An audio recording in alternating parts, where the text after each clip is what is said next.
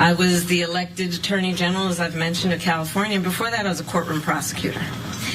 In those roles, I took on perpetrators of all kinds. Predators who abused women. Fraudsters who ripped off consumers. Cheaters who broke the rules for their own gain.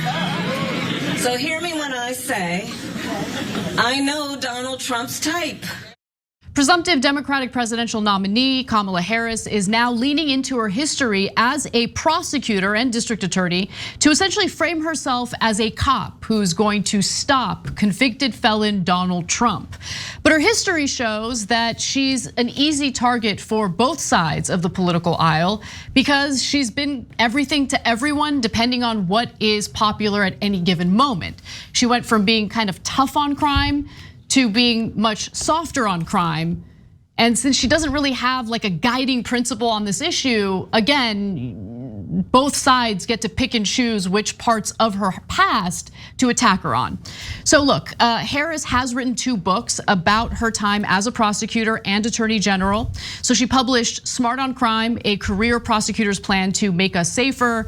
And that was near the end of her tenure as a district attorney in 2009. Harris described herself as a prosecutor who was tough on crime by being smart on crime. Said she promoted programs to fix recidivism and made improving my office's felony conviction rates my #1 priority. But she then changed her ideology. After the fatal police shooting of Michael Brown in Ferguson, that happened in 2014, of course, Harris embraced calls for criminal justice reform. In her 2019 memoir, The Truths We Hold: An American Journey, Harris described herself as a progressive prosecutor, writing, quote, I knew I was there for the victims, both the victims of crimes committed and the victims of a broken criminal justice system. For me, to be a progressive prosecutor is to understand and act on this dichotomy. So, as a result of this, you have Donald Trump, for instance, attacking Kamala Harris's record as a prosecutor and essentially saying that she is too soft on crime. In fact, I've seen a lot of conservatives make a similar argument. Trump and his allies are trying to emphasize the progressive part of her identity. And on Tuesday, Trump attacked Harris as a radical left person and blamed current crime in the city in cities on her tenure as a district attorney, saying, quote, really what you should do is take a look at San Francisco now compared to before she became the district attorney, and you'll see what she'll do to our country.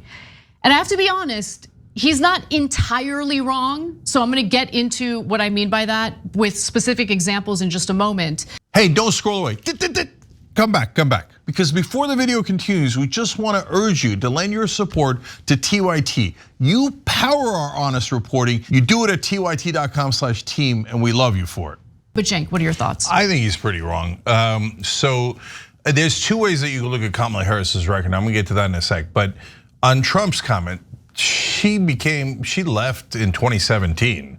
So now we're blaming everything from 2013 to now on Kamala Harris? She championed Prop 47, which she kind of championed, not really. What do you mean? Maybe you know something I don't know, but I don't believe she was on the record on Prop 47. And so look, I think blaming all of San Francisco today on Kamala Harris is definitely a bridge too far, in my opinion. That I agree with. That I definitely agree with. Okay. But to say that she had nothing to do with loosening some of the laws. I'm not saying nothing. Well. I'm not saying nothing. We're gonna get to that record. But as Anna's presenting that record to you guys, look, my thought on it is, you could look at it as oh, she's a politician trying to have it both ways. And depending on which way the wind is blowing, she's going in that direction. Yep. You could also look at it as, well, it's kind of a savvy person and forget the politics of it, not extreme on either side. So she wants to be tough on crime, but she doesn't want to put away people who are not, serious criminals and who actually can be reformed. And you can think that's a pretty reasonable, moderate position. So, and by the way, both of those things can be true. Okay, so let's hear out the record and then discuss. Okay, so before I get to California specifically, I think it's important for people to understand what exactly conservatives are using to attack her, what Trump supporters are using to attack her. So she did help raise money for something known as the Minnesota Freedom Fund, which provided bail for those suspected of committing violent crimes. And so here's the tweet that they're pointing to. This dates back to June 1st of 2020. She provided a link for the fund and said, if you're able to chip in now to the Minnesota Freedom Fund to help post bail for those protesting on the ground in Minnesota. So look, she might have been unaware of how that money was going to be used. Sometimes there's a bait and switch with these types of efforts. She probably thought, look, there's all sorts of innocent protesters who are getting swept up and arrested as a result of the rioters exploiting the protests and causing all this damage. And so there should be a bail fund so they can at least be able to get bailed out before their trial date. But the right is currently attacking her for this because, let's go to this excerpt from an ABC News article. Sean Michael Tillman, a repeat felon, shot and killed a passenger on a light rail platform in St. Paul, Minnesota in May after reportedly being released from bail on April 29th for indecent exposure, thanks to the Minnesota Freedom Fund. So they're pointing to that as a way of attacking her. And I do think that kind of attack is probably going to be somewhat effective, especially in areas of the country where we've seen certain people get out with no cash bail again and again and again, only to commit all sorts of violent crimes. Yeah, so again, she's got both sides. And so I didn't see anything in there, and we might debate this, that where I thought, wow, she's really supporting like radical left or defund the police. So in that case, she's supporting getting protesters out on bail. That was what her intent was. Okay, that's not that bad. That sounds pretty good. Yeah. Okay. I mean, it does seem pretty good. Just like voting in favor of Prop 47 in California sounded pretty good. But then it turned out that they reclassified all sorts of violent crimes, including child sex trafficking, domestic violence like strangulation, from felonies to misdemeanors. So, okay, real quick on Prop 47. So if you don't live in California, there's no reason for you to know it. But we voted on a ballot measure, and to be fair, this was us, the people of California that voted on it. Although the ballot measures are often very confusing, this is a perfect example of it. And we said that we would move some felonies to misdemeanors. But I went back and looked at the text of Prop 47, and it doesn't say any of the crimes. No, it doesn't. So then, like, how could you put up a ballot measure and say we're gonna move some felonies to misdemeanors and not tell us which felonies? And so then when they did this thing where, oh yeah, it made it seem like it was like no big deal felonies, like nonviolent drug possession. Nonviolent drug possession. Okay, I probably voted for it, to be honest. I voted for it. I remember voting for it because I thought that it was common sense criminal justice reform. And it was a total bait and switch. And I'm supposed to pretend like it was a great proposition that I should be proud of voting in favor of. But no, it was a bait and switch. I want people who are trafficking children, okay, for disgusting, sexual abuse to be in prison. That's where they belong. They belong in prison if they're trafficking children. So, due to strangling his wife, he should be in prison. Yeah, it's just outrageous how vague that ballot measure was. Okay, now Anna, what I saw on Kamala Harris was that she was, as usual with Kamala Harris, didn't make a comment on Prop 47. So anyone who likes Prop 47 or hates Prop 47 can then put in their desires into that empty vessel. I don't mean Kamala Harris overall. I mean that particular position was an empty vessel. Am I seeing it wrong or no?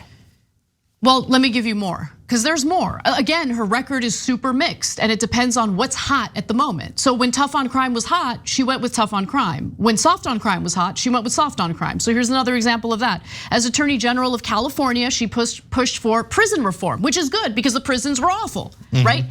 I thought prison reform meant, hey, the conditions are disgusting and inhumane and we must improve the conditions. No, in California, they went in an opposite direction. Why don't we actually save the state some money, shut the prisons down entirely, and just release people? De-incarceration, that was the policy that she actually pushed for.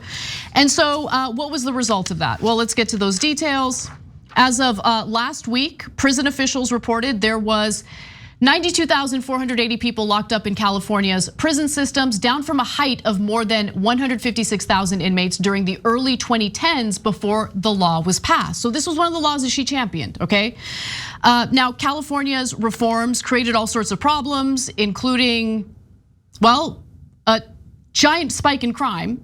So the California State Attorney General's office reported that from 2014 to 2023, violent crime had risen by more than 30%, including jumps in rapes, aggravated assaults, and murders. I know some of the leftists out there think that when I talk about a spike in crime, I'm just talking about shoplifting. No, I'm talking about rape, I'm talking about murder, I'm talking about things that terrorize communities, especially marginalized communities that you purport to care about but don't care about at all. So that's the kind of stuff they're gonna attack her on. That's the reality. But what's amazing is you go to the left and they're attacking her for being a cop and for being too tough on crime. Yeah, well, I mean, look, that's the nature of a politician who's trying to be, depending on your framing, moderate or wishy-washy, right? So for example, she actually did hold some police departments in California accountable on training, which I love. I think that was the #1 issue. I've talked a lot about that. They're too quick to shoot.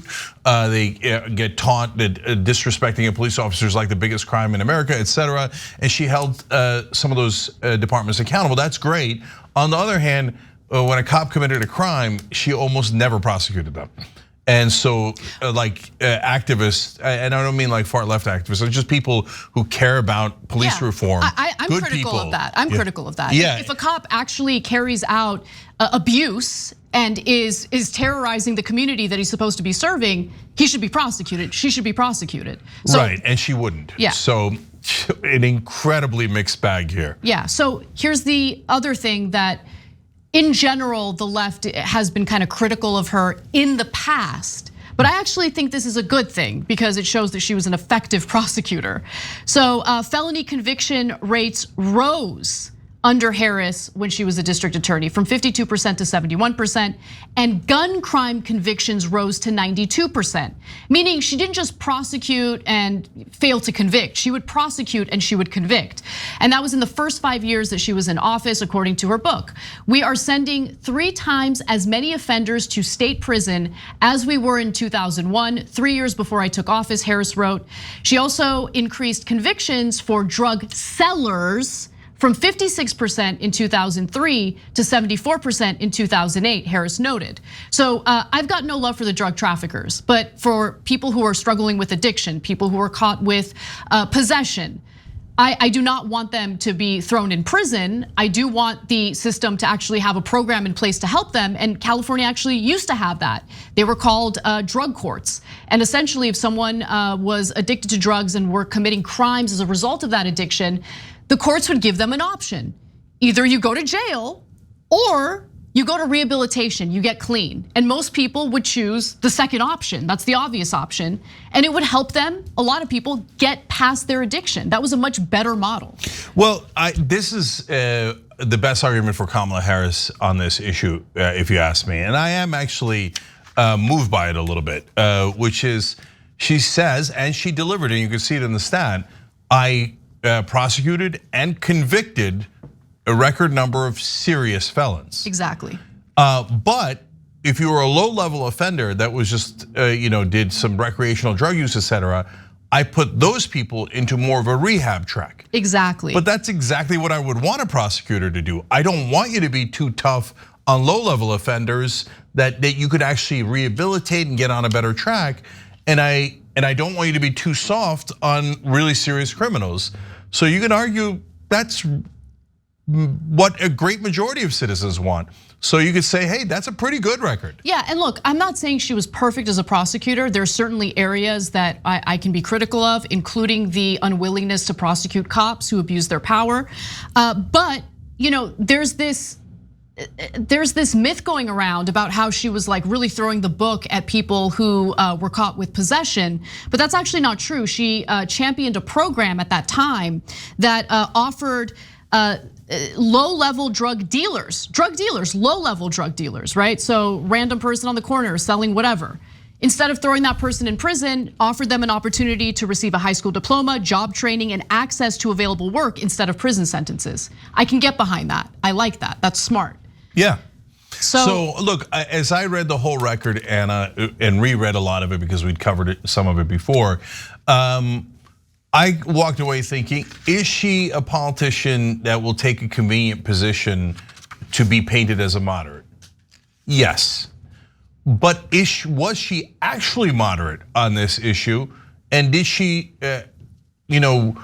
execute her office, the responsibilities of her office in a way that a majority of citizens in California and in the country would agree with, and I would agree with?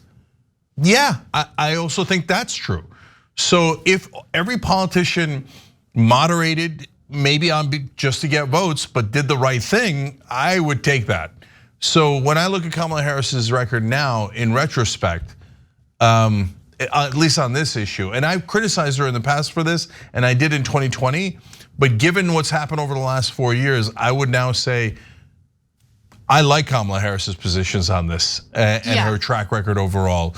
And so, and I can see how you would disagree depending on where you're on the political spectrum. If you're far left and thought she should have let out all 150,000 persons, I don't know. I know I'm straw manning, right? Not by much. Okay, then you don't like her, and then you'll think she's a cop, right?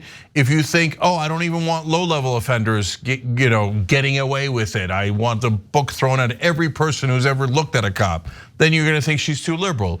But I think a lot of people are gonna like this record. Yeah, I think her record as district attorney was actually, for the most part, there were definitely some flaws, but for the most part, pretty good. And I hope she taps into that rather than pandering to those who think that there shouldn't be any law and order. Right, but if she did it just for political reasons, I don't really care, because all I care about is it the right policy or is it not? Agreed. Thanks for watching The Young Turks, really appreciate it. Another way to show support is through YouTube memberships. You'll get to interact with us more. There's live chat emojis, badges. You've got emojis of me, Anna, John, JR, so those are super fun. But you also get playback of our exclusive member-only shows and specials right after they air. So all of that, all you gotta do is click that join button right underneath the video. Thank you.